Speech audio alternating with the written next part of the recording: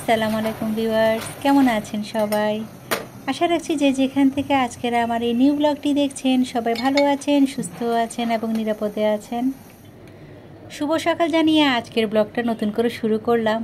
আজ আপনাদের এই ব্লগটা দেখতে অনেক ভালো লাগবে। এর কারণ হলো আজ সকালবেলা কিন্তু রুটি, পরোটা, পাউরুটি কোনো কিছু দিয়ে আমি আজ সকালবেলা ব্রেকফাস্টটা রান্না করছি না। আজ বানাচ্ছি আমি আপনাদের সাথে একটি ম্যাগি নুডলস। তো ম্যাগি নুডলস আমি সবসময় একটু এই ধরনের খাবার দিয়ে রান্না করতে বেশ স্বাচ্ছন্দ্য বোধ করি, আর সেই সাথে আমার খেতেও বেশ ভালো লাগে। তো সেই জন্য আজ সকালবেলা ছেলেদেরকে স্কুলে পাঠিয়ে দিয়ে আমি আমার প্রতিদিনের মতো সকালবেলা ব্রেকফাস্টটা বানিয়ে নিচ্ছি। কেন জানি বেশ কয়েকদিন ধরে মন চাচ্ছিল একটু নুডলস রান্না করব, তো সেটা গতকাল রাতেই আমি চিন্তা করে নিয়েছিলাম আর এখন ঝটপট করে বানিয়ে নিচ্ছি। এখানে তো দেখতে পেয়েছেন আমি কত কিছু দিয়েই এই নুডলসটা রান্না করছি। এইভাবে নুডলস রান্না করলে খেতে বেশ ভালো লাগে। একবার ভেবেছি একটু সুপি নুডলস বানাবো, কিন্তু পরক্ষণে হঠাৎ করে মনে হলো সুপি নুডলস করবো না, একটু ভিজা ভিজা করেই রান্না করি, তাহলে হয়তো খেতে বেশ ভালো লাগবে।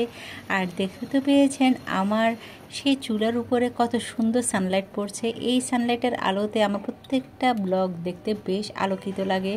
তো এই কথাটা তো আমি এর আগেও আপনাদের সাথে শেয়ার করেছি, তারপরেও কিন্তু অনেক আপুরা আমাকে কোশ্চেন করে থাকে, তো তাদের জন্য এই আনসারটা দিয়ে দিলাম।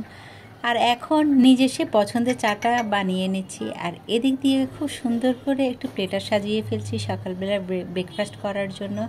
আর এই তো হয়ে গেল। এই যে দেখুন কতটা কালারফুল লাগছে এই নুডলসটা দেখতে। আমার থেকে তো খেতে বেশ ভালো লেগেছে, কারণ আমি তো এটা একদিন পরে আপনাদের সাথে ভিডিওটা আপলোড করেছি।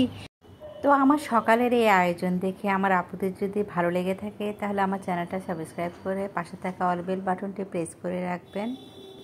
আর আজকের ব্লগটা আপনাদের কেমন লেগেছে সেটা চাইলে আমাকে কমেন্ট করে জানাতে পারেন। এই হলো আমার সকালে সুন্দর সুন্দর কিছু আয়োজন। আর আমার এই আয়োজন দেখে যদি আপনার বেশি ভালো লেগে যায় তাহলে লাইক দিতে একেবারেই ভুলবেন না।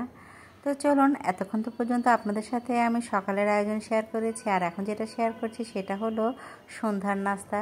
সন্ধ্যায় চেষ্টা করেছি পরিবারের জন্য একটু স্পেশাল কিছু করার জন্য, কারণ আমি অনেক সময় আমার সন্তানদের জন্য চেষ্টা করি একটু ঘরোয়াভাবে কিছু আয়োজন করতে, কারণ দোকানের জিনিসগুলো সব সময় তো আর হেলদি হয় না, আর তার উপরে একটু অস্বাস্থ্যকর। তো যার কারণে বেশিরভাগ সময় একটু হাতে সময় নিয়ে বিকেলবেলা থেকে শুরু করে দিই আমার সন্ধ্যার যে সকল নাস্তার আয়োজন সেটা রেডি করা। আর এদিক দিয়ে ছেলেদের জন্য একটা পাউন্ড কেক বানিয়ে নিয়েছি, আর সেই সাথে একটু পেঁয়াজও করে নিয়েছি, আর পরিবারের সবাই মিলে একসাথে এই মজাদার নাস্তাগুলো খেয়েছি। আর চা না খেলে তো সন্ধ্যার আয়োজনটা কেমন যেন ফিকে পড়ে যাবে, সেজন্য চায়েরও আয়োজন করে ফেলেছি পরিবারের জন্য। তো আজ এখানে রাখছি, দেখা হবে নেক্সট ব্লগে। সবাই ভালো থাকবেন, সুস্থ থাকবেন, আমার জন্য দোয়া করবেন। আল্লাহ হাফিজ, আসসালামু আলাইকুম।